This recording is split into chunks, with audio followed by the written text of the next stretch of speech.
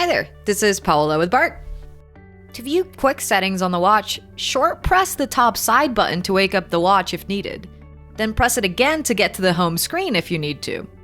From the home screen, just swipe down from the top to view those quick settings like Wi-Fi, mobile data, and Bluetooth. Make sure to keep mobile data enabled no matter what. Now let's long press over the Bluetooth symbol. And here let's turn on Bluetooth if we haven't already. And look for our Bluetooth device. Typically, your Bluetooth device has instructions on how to get it to start pairing with new devices. In the case of my Galaxy headphones, I have to open the headphone case and take out the headphones for it to start looking for devices to pair. Now I'm gonna look in this list. I see the Galaxy Buds headphones. I'm gonna tap on them and I'm gonna grant the pairing permission. And that's it.